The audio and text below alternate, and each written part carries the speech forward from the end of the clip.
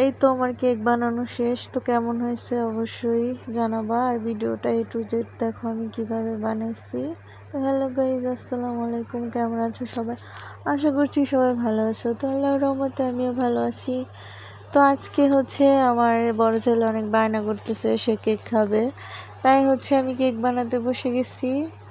সন্ধ্যা থেকে শুরু করলাম কেকটা বানানো। তো কিভাবে বানাচ্ছি সেটা তোমাদের সাথে শেয়ার করব। আর এটা আমার নিউ চ্যানেল, সবাই পারলে একটু সাবস্ক্রাইব করে দিবা। তো দেখতে থাকো আমি কিভাবে করি। তো ফার্স্টে আমি হচ্ছে ডিমটাকে বিট করে নিলাম, ডিমের কুসুমটাকে আলাদা করে নিছি।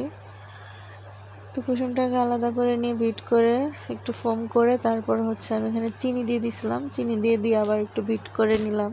তারপরে এখানে হচ্ছে আমি ডিমের কুসুমটা, ভ্যানিলা এসেন্স আর হচ্ছে একটু সয়াবিন তেল দিয়ে দিব, দিয়ে সুন্দর করে বিট করে ক্রিমের মতো করে নিব। তারপরে হচ্ছে আমি এখানে দিয়ে দিব হচ্ছে ময়দা, কর্নফ্লাওয়ার 1 চামচ আর 1 চামচ বেকিং পাউডার, 1 চামচ হচ্ছে বেকিং সোডা। দুইটা দিয়ে হচ্ছে আমি সুন্দর করে মিক্সড করে নিলাম।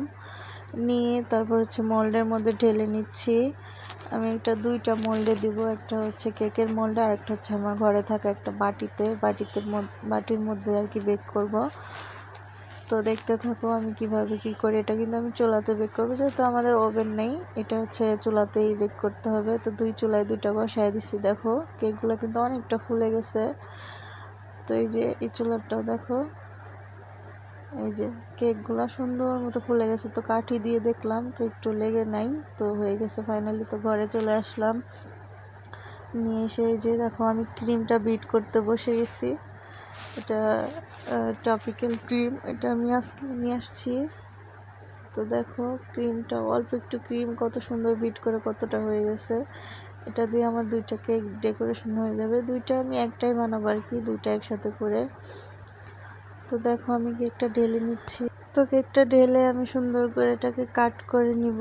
কাগজটাকে উঠিয়ে নিতে হবে, সুন্দর করে কাট করে নিয়ে তারপরে হচ্ছে আমি ডেকোরেশন করব। তো টেবিলটাকে একটু ক্লিন করে নিলাম, টাইম টেবিলটার মধ্যে অনেকটা গুঁড়ো গুঁড়ো কেক পড়ছিল।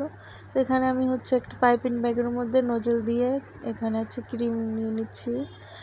পাইপিং ব্যাগের মধ্যে এটা আলাদা করে রেখে তারপর হচ্ছে আমি কেকের উপরে দিব। যে বোর্ডটা দেখো, এখানে হচ্ছে আমি কেকগুলো কেটে নিছি। তো আর একটা কাটা বাকি ছিল, ওটাও কেটে নিচ্ছি। তো দেখো কেকটা কিন্তু অনেক সফট, মাশাআল্লাহ অনেক সুন্দর হয়েছে। কিন্তু মোল্ডের মধ্যে যেটা দিছিলাম ওটা হচ্ছে একটু ভিতরে শক্ত রয়ে গেছে। এটা কোনো ব্যাপার না, নেক্সট টাইম আরও ভালো হবে। তো দুইটা কেকই আমি সুন্দর করে স্লাইস করে নিছি। তারপর এখানে হচ্ছে আমি সুগার সিরাপ দিয়ে দিচ্ছি। সুন্দর করে সুগার সিরাপটা দিয়ে তারপরে হচ্ছে আমি এখানে ক্রিমটা দিয়ে নিব। তো দেখো ক্রিমের বেলা একদম কিপটামি করা যাবে না, তাহলে সুন্দর করে এটা ডেকোরেট করা যায় না। তো আমিও সুন্দর করে এটা ক্রিমটা দিয়ে নিচ্ছি। যেহেতু আমি হচ্ছে প্রফেশনাল না, তো আমি যা দেখে দেখে শিখছিলাম ওটাই আমি ট্রাই করতেছি। তো এখানে উপরে আর একটা লেয়ার দিয়ে দিলাম কেকের, আর সুগার সিরাপ মাঝে মাঝে ভিতরে দিয়ে দিচ্ছি। তো এখানে আমি আবার ক্রিম দিচ্ছি, ক্রিম দিয়ে এটাকে সুন্দর করে ক্রাম করে নেব।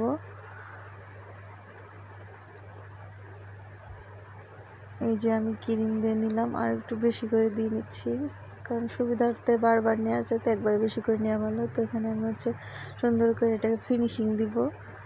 দেখো আমি কীভাবে করি।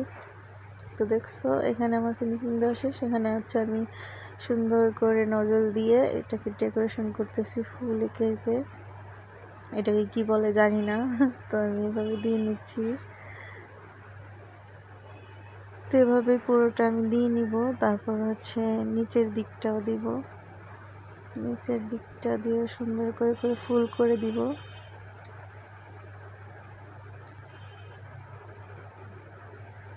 প্রথমবার কিন্তু অনেক সুন্দর হয়েছে, আমার কাছে মাশাআল্লাহ অনেক ভালো লাগছে। তোমাদের কাছে কেমন লাগতেছে অবশ্যই কিন্তু কমেন্ট করে জানাবা। আর ভিডিওটি ভালো লাগলে একটা লাইক করে দিবা। তো এটা আমাদের বাসার অনেকেই দেখছে, দেখে বলছে, সবাই বলছে অনেক সুন্দর হয়েছে।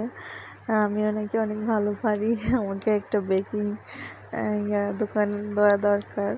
তো তোমরাও জানাও আসলে কি আমি একটা বেকিংয়ের দোকান দেবো, একটা কেকের দোকান দেবো। তোমরা আমাকে বলবা অবশ্যই, যদি ভালো লাগে